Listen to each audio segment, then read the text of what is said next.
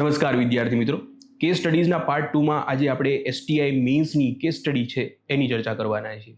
Part 1 માં આપણે basic સ્ટ્રક્ચરને સમજ્યા, યુપીએસસી અને જીપીએસસી વચ્ચે જે કેસ સ્ટડીમાં શું તફાવત છે એને પણ પકડવાની કોશિશ કરી. જે હજી આપણે જેમ જેમ કેસ સ્ટડી લઈશું એમ વધારે ચર્ચા એમાં પણ કરવાના છે.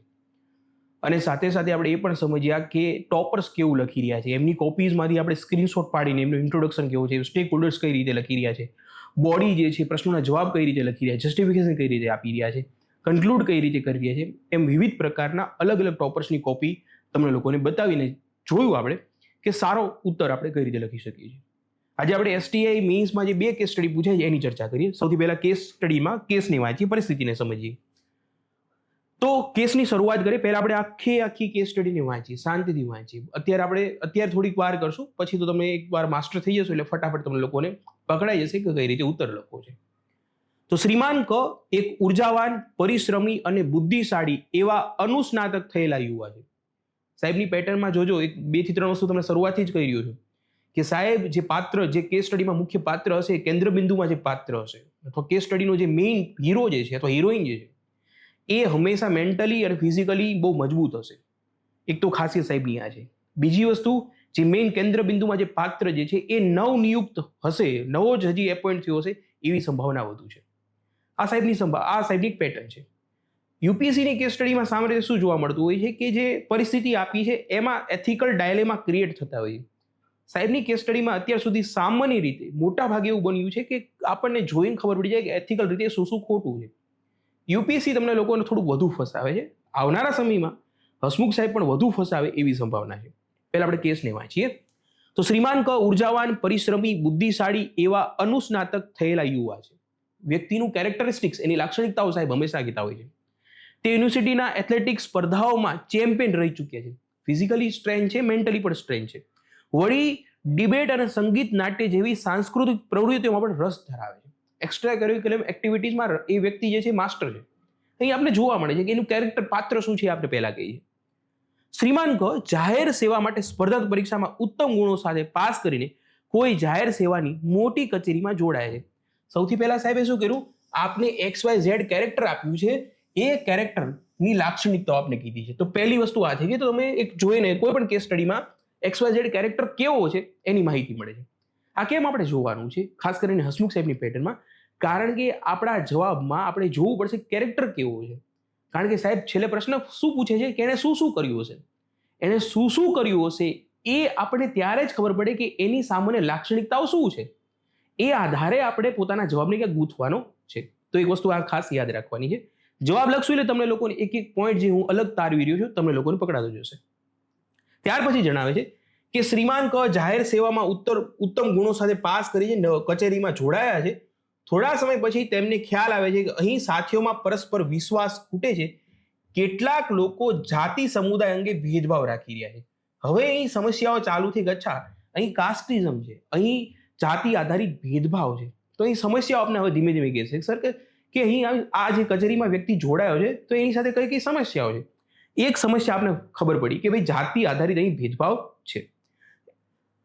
પરસ્પર દ્વેષ ધરાવે છે. વળી કચેરીના વડા અને તેમના અમુક મળતિયા કર્મચારીઓ ભ્રષ્ટાચારમાં ઓતપ્રોત છે. બીજી પણ સમસ્યા ખબર પડી કે કચેરીનો જે વડો જે છે એની સાથે જોડાયેલા અમુક લોકો છે, તમામ લોકોની વાત નથી, અમુક લોકો જે છે એ ભ્રષ્ટાચારમાં રોકાયેલા છે.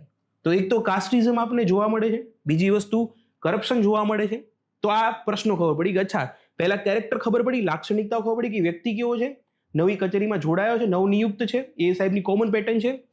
મેન્ટલી, ફિઝિકલી પોતે એની મજબૂત વ્યક્તિ છે આપને પહેલા જ કહી દે છે.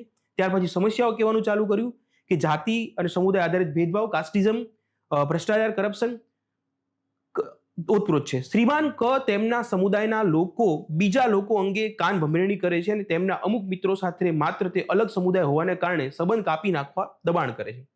તો આ ફરીવાર એની વાત આવી, કાસ્ટિઝમ છે અને ગ્રુપ બની ગયા છે કે એક્સ કોમ્યુનિટીનો વ્યક્તિ છે, બી કોમ્યુનિટીનો વ્યક્તિ છે, અથવા એક્સ કાસ્ટનો વ્યક્તિ છે, બી કાસ્ટનો વ્યક્તિ છે, જે ખરેખર વાસ્તવિક જીવનમાં બધું જોવા મળે છે. હસમુખ સાહેબ એ જ વસ્તુ આપી રહ્યા છે. બની શકે છે કદાચ સાહેબે પોતાની જ વાત કરી નાખી છે.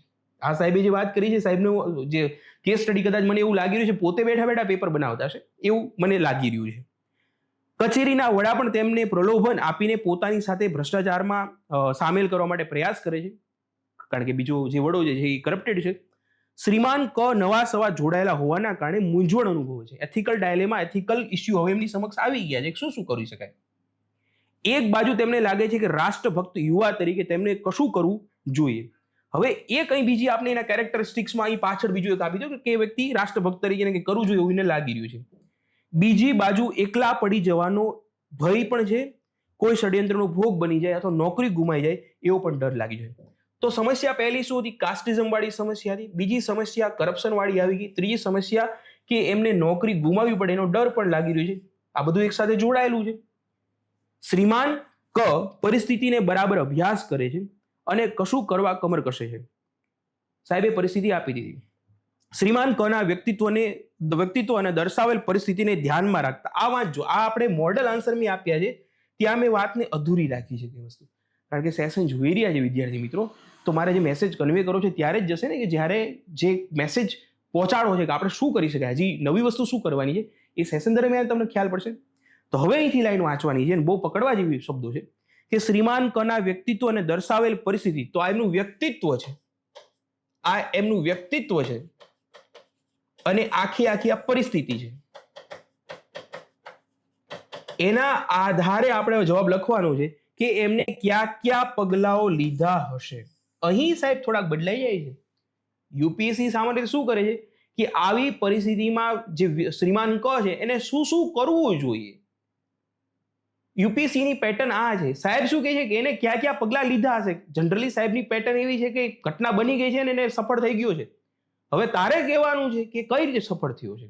તો વાત તો એક જ છે, ખાલી શબ્દોની માયાજળ બદલી નાખીએ.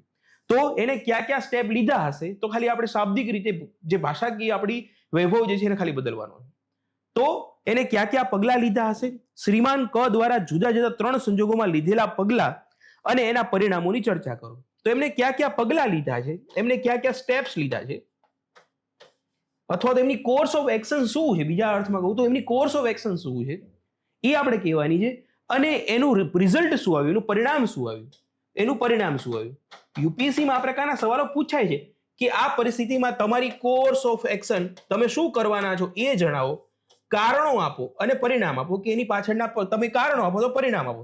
અહીં આપણને પરિણામ કીધું છે, શું શું પરિણામ આવ્યા હશે. આપણે જનરલી આવી પરિસ્થિતિમાં જે પરિણામ જે છે એને શ્રેષ્ઠ જ બનાવવાનું છે, એકદમ સુખાકારી સમસ્યાનું સમાધાન જ કરવાનું છે. કારણ કે પરીક્ષાની પેટર્ન એ છે કે તમે કોઈ પણ સમસ્યા આવે છે એને કઈ રીતે ટેકલ કરી રહ્યા છો. તો આપણે જે લાસ્ટ સેશનમાં ચર્ચા કરી હતી એ પ્રમાણે સૌથી પહેલા આપણે ઇન્ટ્રોની ચર્ચા કરીશું. સૌથી પહેલા ઇન્ટ્રો, ત્યાર પછી સ્ટેક હોલ્ડર્સ, ત્યાર પછી જે પ્રશ્ન પૂછ્યા છે એના જવાબો લખવાના છે અને ત્યાર પછી કન્ક્લુઝન કરવાનું. સાદી રીતમાં જે ચર્ચાઓ કરી હતી એમાં આપણે એમાં ચર્ચા કરી હતી કે જ્યારે ઇન્ટ્રોડક્શન આવા પ્રકારની કેસ સ્ટડીમાં મોટાભાગના વિદ્યાર્થીઓ શું કરે છે, જે કેસ સ્ટડી છે એને જ સારાંશમાં કહી દે છે. આપણે આવું નથી કરવું. આપણે શું કરવાનું છે કે કેસમાં કઈ કઈ પ્રકારની એથિકલ વેલ્યુ જોડાયેલી છે અથવા એથિકલ ઇસ્યુ જોડાયેલા છે, કોઈ પણ તમે કહી શકો. એક તો એથિકલ વેલ્યુ અથવા એથિકલ ઇસ્યુ કહી શકો. અને તમે અથવા એક જે XYZ જે કેન્દ્ર બિંદુમાં પાત્ર જે છે એ સમસ્યાનું સમાધાન કઈ રીતે કરવાનું છે એની જો આછી પાતળી ઝલક મળી જાય તો વધુ વિશેષ છે. અહીં મેં તમને લોકોને લાસ્ટ સેશનમાં આપણે ચર્ચા કરી હતી કે એમને કઈ કઈ પ્રકારની એથિકલ વેલ્યુ જોડાયેલી છે અને સાથે સાથે એમને શું કરવાના છે એની એક આછી પાતળી ઝલક આપી દીધી, જેથી કરીને વાચક પેપરને જે ચેક કર્યું છે એને શરૂઆતમાં જ ખબર પડી જશે કે આ વ્યક્તિમાં એથિકલ મૂલ્યો જે છે એને અંદર આત્મસાત કરેલા છે કે નહીં, નૈતિક મૂલ્યો જે છે એને અંદર ઉતારેલા છે કે નહીં એ એને તરત ખબર પડી જશે. એને જવાબ પણ પકડાઈ જશે. શરૂઆતમાં ઇન્ટ્રોડક્શનમાં જનરલી અમે પેપર ચેક કરતા તો અમને ખબર પડી જાય છે, અમે તો બહુ નાના કહેવાય પેપર ચેક કરવામાં, તો પહેલા તો અનુભવી પણ એટલા છે તો પકડી બહુ આસાનીથી પકડી પડે. આ રીતનું ઇન્ટ્રોડક્શન લખતા હોય છે. ત્યારે આપણે આર્ટિકલની પણ ચર્ચા કરી હતી કે શરૂઆતમાં બંધારણના આર્ટિકલનો પણ ઉલ્લેખ કરો, જેથી કરીને જે વાંચક જે છે પેપર ચેક કરનાર છે એને એટલી પણ ખબર પડે કે આ વ્યક્તિ બંધારણના મૂલ્યો જે છે એને ખરેખર ધારણ કરેલું છે, એને ખબર પડે છે કે આ બંધારણીય મૂલ્યોની સાથે આપણે જોડાયેલું રહેવાનું છે. તો આપણે આ લાસ્ટ સેશનમાં ચર્ચા કરી હતી, એ આધારે જ આપણે ચર્ચા કરી ઇન્ટ્રો અને સ્ટેક હોલ્ડર્સની અલગ અલગ પેટર્નની પણ ચર્ચા કરી હતી. અહીં એક ઇન્ટ્રોડક્શન આપ્યો છે, શાંતિથી એને વાંચવાનું અને સમજવાની કોશિશ કરો. આપણે આ કેસ સ્ટડીમાં શું જવાબ કરતા હોય, આપણે આગળ હવે કોઈ પણ કેસ સ્ટડી આવશે ત્યારે શું કરશું એ આપણે વધુ પકડવાનું છે. શાંતિથી એકવાર કેસ સ્ટડીના ઇન્ટ્રોડક્શનને વાંચીએ, એના જવાબને વાંચીએ. તો આ પરિસ્થિતિમાં અથવા ઉપરોક્ત પરિસ્થિતિમાં એક નવનિયુક્ત સિવિલ સર્વન્ટ જે છે એની નૈતિક પડકારો છે. તો અહીં આપણે એથિકલ ઇસ્યુ કીધા, જેમ કે સ્ટેટસ કો, સ્થિતિ ચુસ્તતા જે છે, ભ્રષ્ટાચાર છે, સામાજિક પૂર્વાગ્રહ છે વગેરે છે. શ્રીમાન કએ ઇમોશનલ ઇન્ટેલિજન્સ અને મોરલ કરેજના દ્વારા વહીવટી નૈતિકતા જાળવવાની છે. અહીં શું થયું તમે જોયું કે એક બાજુ આપણે એના નૈતિક એથિકલ ઇસ્યુ અથવા એથિકલ જે મૂલ્યો જે છે એની ચર્ચા કરી નાખી છે, અને ત્યાર પછી એ કઈ રીતે પોતે સમસ્યાનું સમાધાન કરશે. આખી સમસ્યાનું સમાધાન નથી કરવાનું, એક આછી પાતળી ઝલક આપી દેવાની છે કે XYZ વ્યક્તિ જે છે એ સમસ્યાનું સમાધાન કઈ રીતે કરશે અથવા તો હું કઈ રીતે કરવાનો છું એની ઝલક આપણે ઇન્ટ્રોડક્શનમાં આપણી 3-4 લાઈનમાં બતાવવાની છે. આ જ છે રમત. શરૂઆતમાં જ્યારે આપણે દર્શાવી દઈએ કે આપણે શું કરવાના છીએ તો સામેવાળો નિશ્ચિંત થઈ જશે પેપર ચેક કરનાર, અચ્છા આગળ હવે આ થોડુંક આનો પ્રશ્નનો જવાબ હવે આપણે વાંચવો જોઈએ. અથવા તો શરૂઆતમાં જ એને મોનોટોનસ થશે, એક નેગેટિવ છાપ આપણી બની જતી હોય છે. તો આખો કેસ લખવાની જરૂરિયાત નથી. તમારે કેસમાં એથિકલ જે મૂલ્યો, નૈતિક મૂલ્યો છે એનો ઉલ્લેખ કરો, અથવા તો એથિકલ જે પડકારો છે, નૈતિક પડકારો છે, એથિકલ ઇસ્યુ છે એનો એક આછો પાતળો ઉલ્લેખ કરીને તમે કઈ રીતે સમાધાન કરવાનો છે એની ચર્ચા કરી નાખશો તો સારું રહેશે. હજી આપણે ચર્ચા કરી હતી કે એ પ્રમાણે અહીં તમે પાછું હજી નવી વસ્તુ શું કરી શકો છો, અથવા તો હજી મજબૂત ઇન્ટ્રો કઈ રીતે બનાવી શકો છો કે અહીં તમને ખબર છે કાસ્ટિઝમ છે અને ઇક્વાલિટીનો અભાવ જોવા મળે છે. તો આ રીતે બંધારણના જે મૂલ્યો જે છે, આર્ટિકલ છે, એનો તમે ક્યાંક ઉલ્લેખ કરી નાખશો તો તમારો જવાબ વધુ મજબૂત બનશે. હજી આપણે આગળ ઇન્ટ્રોડક્શનની ચર્ચા કરીએ છું, અને આ કેમ અગત્યનું છે આ કોમન તમારે લોકો યાદ રાખવાનું છે. આજે જે આગળ જે હું લાઈન બતાવી રહ્યો છું, કારણ કે મેં વાત કરી કે હસમુખ સાહેબની પેટર્ન શું છે કે XYZ વ્યક્તિ ફિઝિકલી મજબૂત હોય છે, એને એક્સ્ટ્રા કરિક્યુલમ એક્ટિવિટીઝમાં ભાગ લીધો હોય છે, તો એની જ એક આપણે એની માટેની આપણે કહેવાય ને કે કેચી લાઈન બનાવી નાખી છે કે શ્રીમાન ક પોતાની બુદ્ધિ શક્તિ અને ખેલદિલીનો ઉપયોગ કરી, કારણ કે સ્પોર્ટ્સમાં એથ્લેટિક છે ને, સ્પોર્ટ્સમાં પણ છે, સાથે સાથે વક્તૃત્વ સ્પર્ધામાં પણ છે. પોઈન્ટ સમજો, આ બધાને ઉપયોગ કરીને, એટલે પોતાની બુદ્ધિ શક્તિ અને ખેલદિલીનો ઉપયોગ કરીને લડવું અને અથવા ભાગવું, એટલે ફાઇટ ઓર ફ્લાઇટના બદલે સુધારવું એટલે રિફોર્મ અભિગમ અપનાવશે. આ એક લાઈન ખરેખર એક ગોખવા જેવી છે. પ્રયત્ન કરજો, ગોખાય તો બધી જગ્યાએ અલગ અલગ જગ્યાએ કહેવાય ને કાચી લાઈન આપણે એવી તૈયાર રાખવાની કે સાહેબની પેટર્ન છે કે ફિઝિકલી મેન્ટલી મજબૂત વ્યક્તિ છે તો ફ્લાઇટ અને ફાઇટની જગ્યાએ પોતે રિફોર્મ્સ ઉપર એ વ્યક્તિ જે છે કામ કરવાનો છે. તો આ જ પેટર્ન જે છે, આ લાઈન આપણે યાદ રાખી લેવી. આ રીતે તમારો ઇન્ટ્રોડક્શન જે છે એ બધી જગ્યાએ તમે બનાવી શકો છો, બધી જગ્યાએ કોમન પેટર્ન જે છે એની ફોલો કરી શકો છો.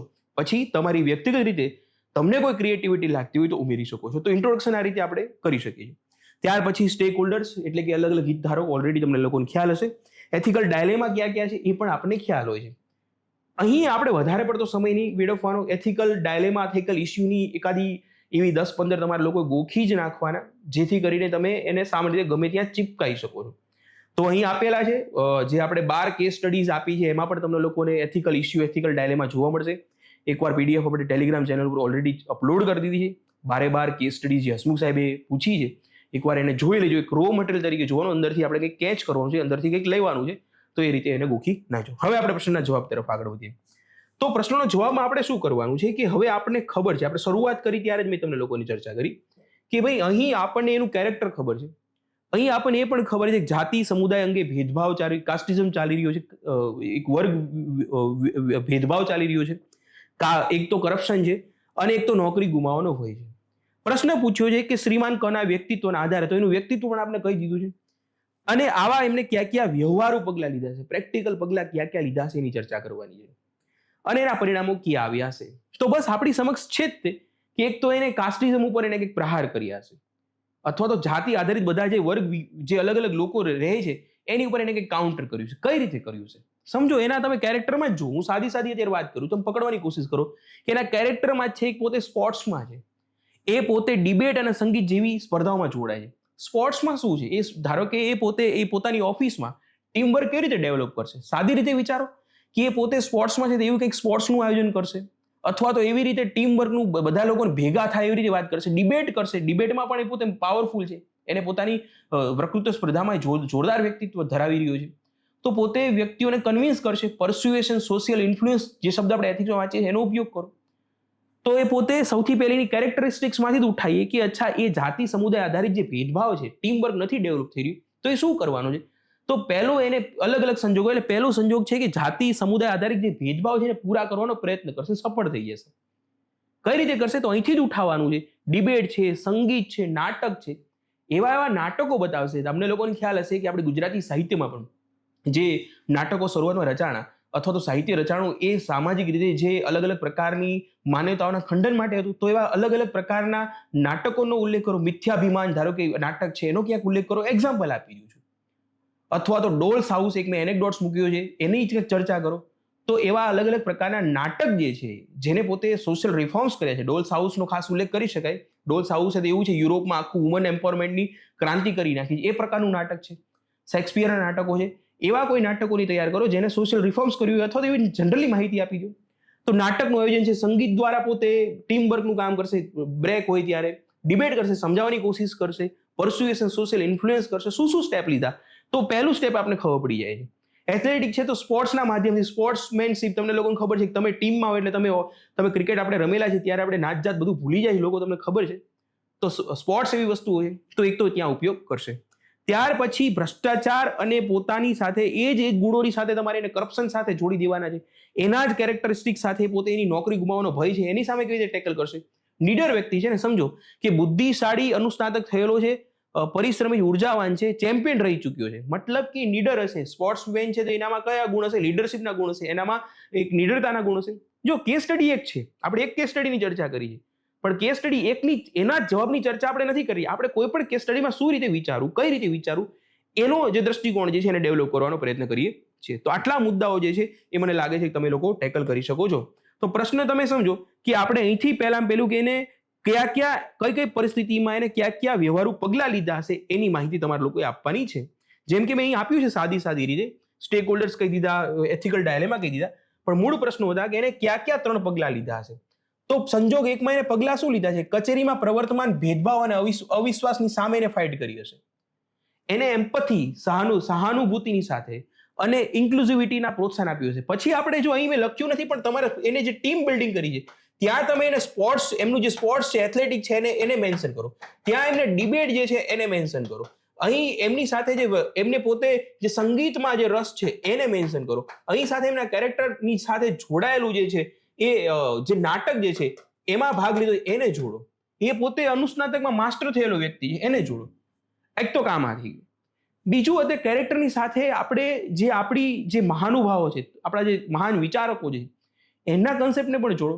ધારો કે ગાંધીજીને અહીં આપ્યું છે સર્વોદયનો ભાવ જે છે એને જોડો. આ રીતના જ્યારે શબ્દ હોય ત્યારે સર્વોદયના કન્સેપ્ટને જોડી નાખો. સ્વામી વિવેકાનંદના માનવતાવાદના સિદ્ધાંતને જોડો.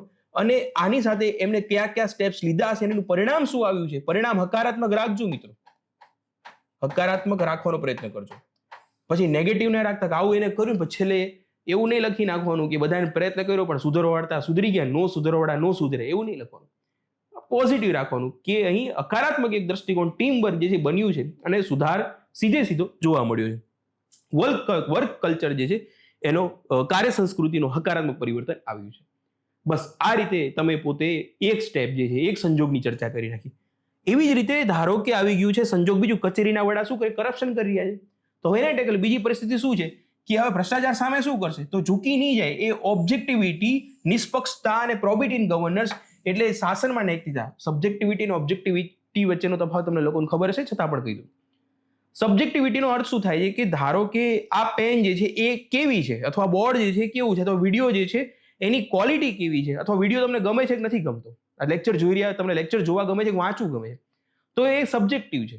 એક વ્યક્તિએ બદલાતું રહે. પણ ઓબ્જેક્ટિવ વસ્તુ શું છે કે એક પ્રકારના માપદંડો એ પ્રમાણે જે નક્કી થાય. ધારો કે આ પેનનો કલર કેવો છે, તો એમાં દરેક વ્યક્તિ એવું જ કહેશે કે પેનનો કલર બ્લેક છે.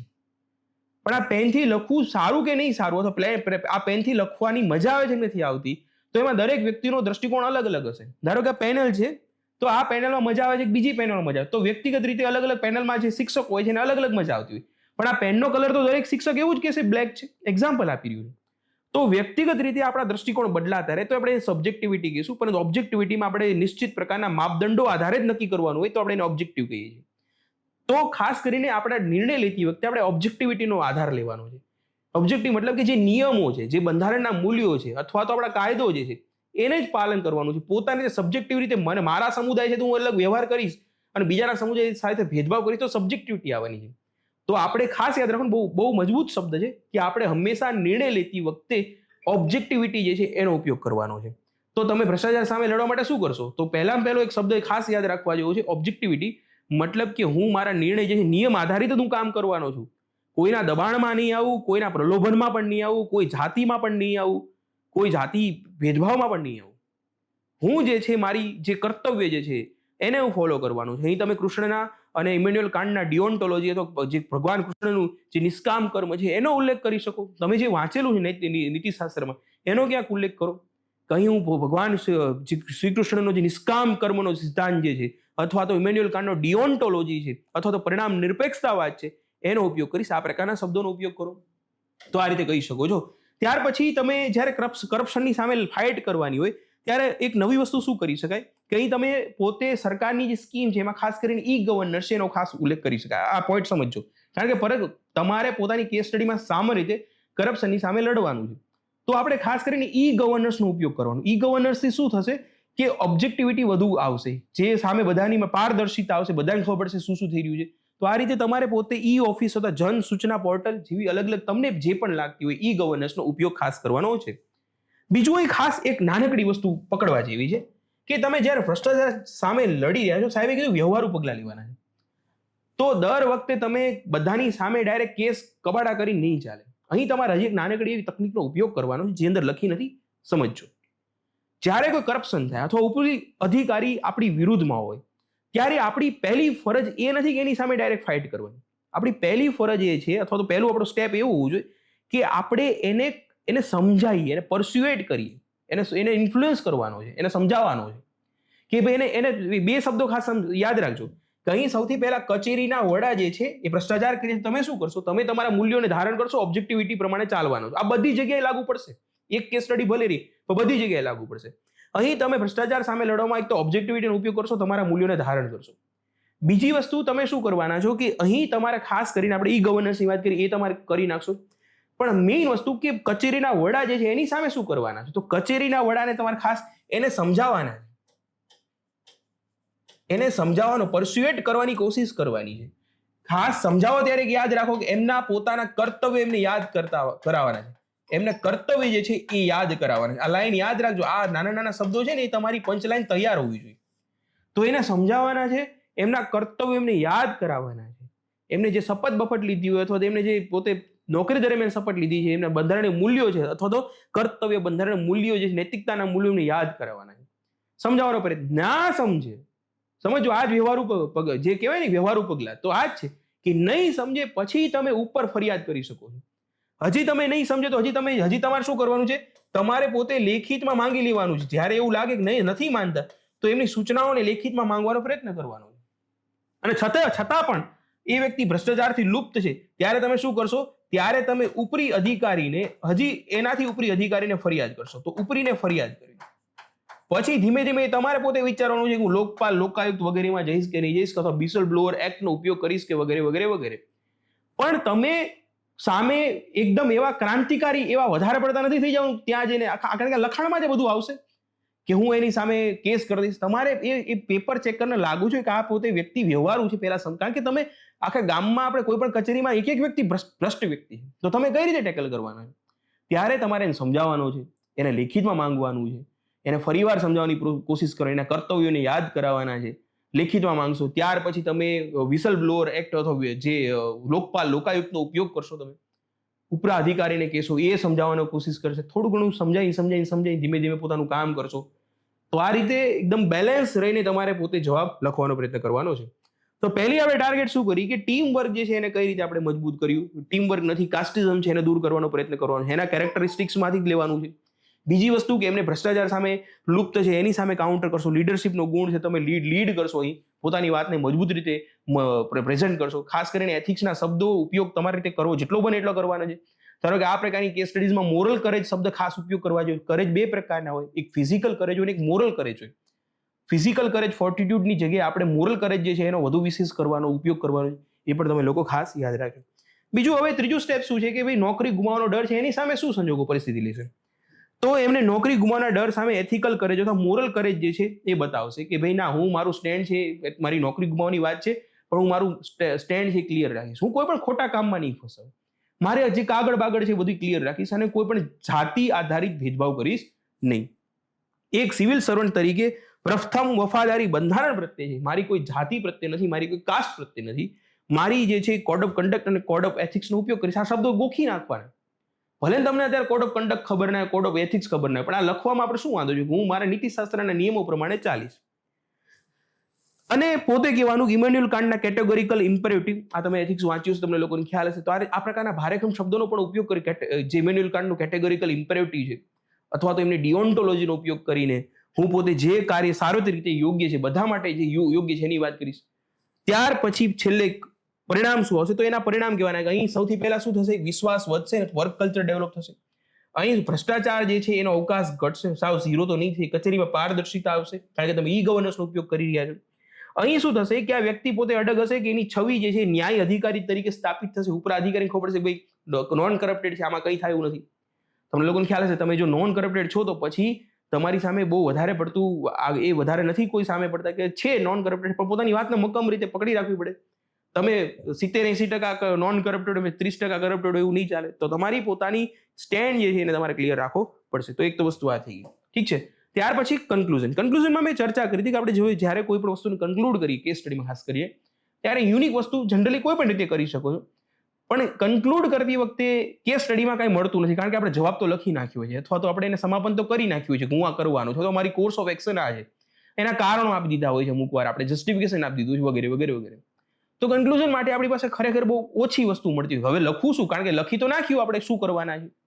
આવી પરિસ્થિતિમાં એક સારા વસ્તુ એ છે કે આપણી વાતને હજી સિદ્ધ કરવા માટે આપણે સારા એવા કોટેશન 10-15 ગોખી નાખીએ. ધારો કે અહીં આપણે જોઈએ, અહીં વાત છે, શ્રીમાન ક એ સાબિત કર્યું કે વહીવટી તંત્રમાં આવતા પડકારો માત્ર બૌદ્ધિક ક્ષમતા જ નહીં પરંતુ ઇમોશનલ ઇન્ટેલિજન્સ અને અનએલ્ડિંગ ઇન્ટેગ્રિટી અનિવાર્ય છે. અહીં મેં પછી શું કર્યું કે અચ્છા એમને કરી નાખ્યું, ઇન્ટેગ્રિટી ને બધા શબ્દોનો ઉપયોગ કરવાનો છે. ચાર્લી મંગેરના શબ્દોમાં કહીએ કે તેમણે એક કન્ટિન્યુઅસ લર્નિંગ મશીન બનીને નૈતિક મૂલ્યો સામે સમાધાન કર્યા વગર શ્રેષ્ઠ ઉકેલ શોધ્યો છે. આ કોઈનું પણ કોટ તમે લગાવી શકો છો, તમારે કોઈ પણ મહાન વિચારકોનું. તેમના અભિગમ લોકશાહીના પાયાને મજબૂત બનાવે છે અને વહીવટી તંત્રમાં પ્રોબિટી સ્થાપિત કરે છે. બસ આ છેલ્લી લાઈન તમે ગોખી શકો, કોઈ પણ જગ્યાએ ચીપકાઈ શકાય કે ના ચીપકાઈ શકાય, તો ચીપકાઈ નાખવાની. આવી જ રીતે તમે કોઈ પણ જગ્યાએ સત્યમેવ જયતે નાનુત્તમ એટલે સત્યનો વિજય થાય છે, અસત્યનો નહીં. આ રીતે તમે આ શંકરાચાર્યએ પોતે કોર્ટ અંદર થોડુંક મેન્શન કરેલું છે, સુધાર કર્યો સત્યમેવ જયતેમાં વધુ અપગ્રેડ કરેલું છે કે સત્યમેવ જયતે નાનુત્તમ એટલે સત્યનો વિજય થાય છે, અસત્યનો નહીં. તો આ રીતે તમે કેસ સ્ટડી જે છે એને ટેકલ કરી શકો છો. તો આ એક કેસ સ્ટડી થી. આવી જ હજી એક બીજી કેસ સ્ટડી પણ આપણે જે એસટીમાં પૂછાણી છે એને પણ જોવાની કોશિશ કરીએ. જોઈએ બીજી કેસ સ્ટડી જે છે એમાં તમને લોકોને પકડાઈ જશે કે બીજી કેસ સ્ટડીમાં ફરીવાર જોશો તો કુમારી પહેલામાં શ્રીમાન ક હતા, હવે કુમારી આવી ગયા છે. મતલબ કે સાહેબ બે કેસ સ્ટડીમાં એ પણ જોયું સાહેબે કે એમનામાં જેન્ડર જે એક જેન્ડર પ્રત્યેનો જ વિચાર નથી, પોતે સ્ત્રી અને પુરુષને સમાન રીતે જોઈ રહ્યા છે. એટલે એ પોતે સ્ત્રી અને પુરુષ કેસ સ્ટડીમાં જોજો કે હંમેશા મેલ કેરેક્ટર નહીં હોય, એમાં ફિમેલ કેરેક્ટર પણ જોવા મળશે. તો એક સાહેબની ખાસિયતમાંથી પણ આપણે ગ્રહણ કરવાની કોશિશ કરવાની છે. કુમારી નાનકડા ગામમાંથી ઉછરીને મોટા થયા છે, મતલબ કે પોતે બહુ ઝીરોથી લઈને ઉપર આવેલા છે. કેરેક્ટર હવે સમજીએ, પાછું બિલ્ડ થઈ રહ્યું છે કેરેક્ટર. તેમના બાજુના શહેરની સારી ઉચ્ચ શિક્ષણ સંસ્થાઓમાં ભણીને સ્નાતક થયા છે. બાજુમાં એમને સારી એવી ગામડા મોટા થયા છે અને હવે પછી સારું એવો અભ્યાસ માટે મોટા શહેરમાં ગયા હતા. ભણીને સ્નાતક થયા છે. પહેલા અનુસ્નાતક હતા, આ સ્નાતક છે, મતલબ કે એમને સારું એવું જ્ઞાન મેળવી લીધું છે. તેજસ્વી અને મહેનતુ હોવાના લીધે અભ્યાસક્રમ દરમિયાન તેમના અધ્યાપકોને પ્રિય છે, મતલબ હોશિયાર વ્યક્તિ છે. પહેલો પણ હોશિયાર વ્યક્તિ હતો. બચપણથી જ હવે અહીંથી ચાલુ થાય છે હજી કેરેક્ટર સમજો. અહીં આપણે શું કર્યું કે એ પોતે ભણવામાં હોશિયાર છે. હવે આપણે એને સાહેબની પેટર્ન પ્રમાણે મેન્ટલ અને ફિઝિકલી એ મજબૂત વ્યક્તિ હશે. જોજો તમે બચપનથી જ સાહસી સ્વભાવના અને કસાયેલા શરીર, ફિઝિકલી સ્ટ્રેન્થ વ્યક્તિ છે. પાછો જે બેન છે એમને કોલેજમાં થતી એનસીસી જેવી પ્રવૃત્તિઓમાં પણ રસ લીધો છે. જો એમનું કેરેક્ટર બિલ્ડ થઈ રહ્યું છે અને મેદાની રમતોમાં પણ અવ્વલ નીકળે છે. એથ્લેટિક છે, દેખાય ફિઝિકલ સ્ટ્રેન્થ છે.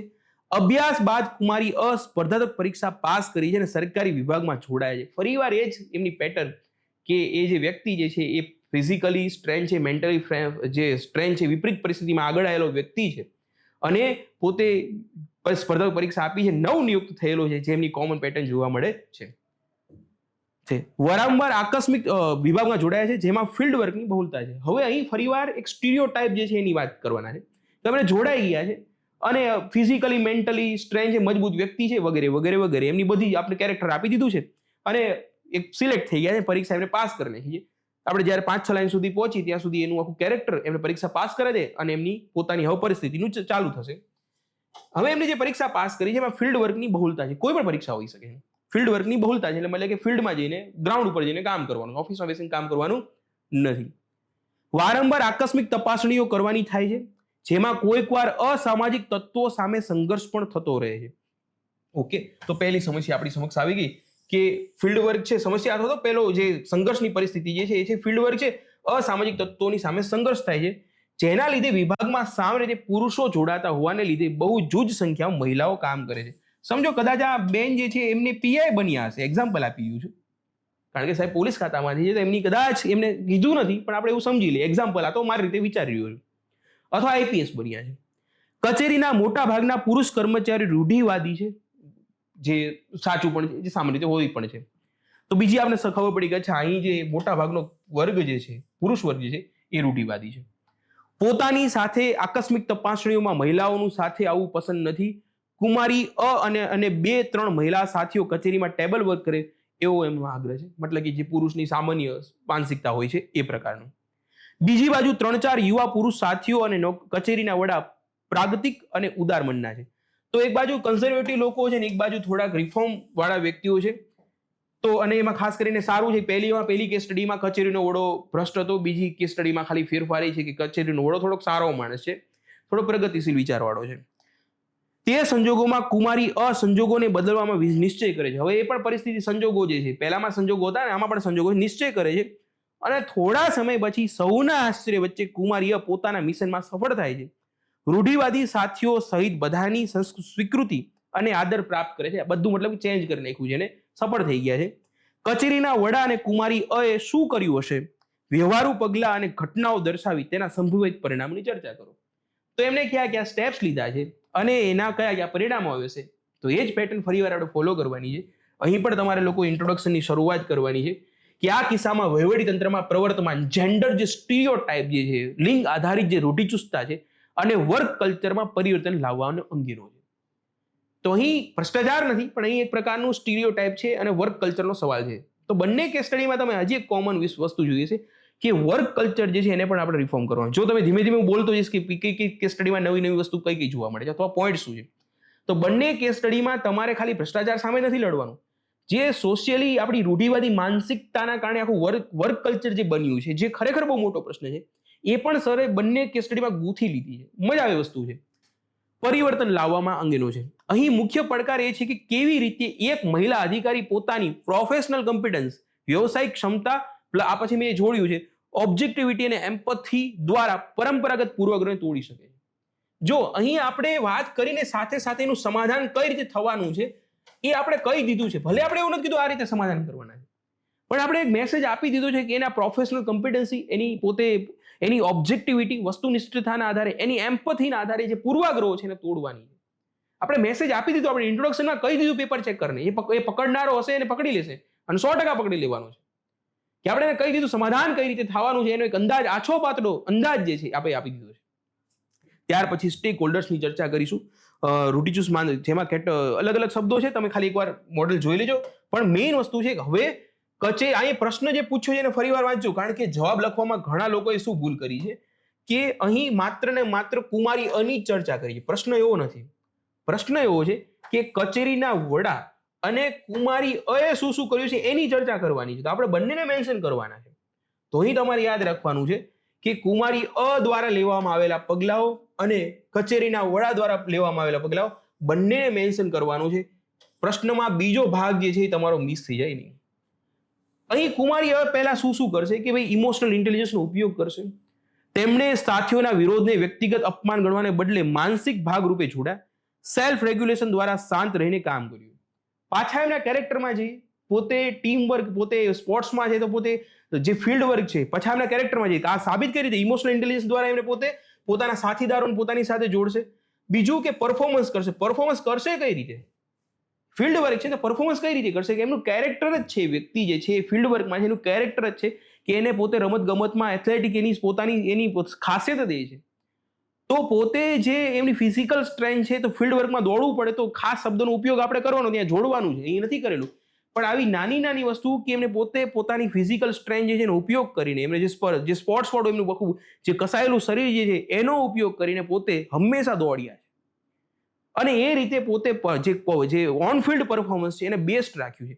તો એ પહેલા પોતે ઇમોશનલ ઇન્ટેલિજન્સનો ઉપયોગ કરીને પોતે પોતાના સાથીદારે ભાવનાત્મક રીતે જોડાઈને એમની સાથે સંબંધો સુધાર્યા છે, ટીમ વર્કને ડેવલપ કર્યું છે. સાથે સાથે એવું નહીં ખાલી બધાની સાથે સારા સંબંધો બનાવીથી નહીં ચાલે, અમુક પોતાના જે નીચેના કર્મચારીને ખખડાવવા પડશે એ પણ બધું કરી નાખ્યું, મતલબ કે ઇમોશનલ ઇન્ટેલિજન્સનો ઉપયોગ કરી નાખ્યો.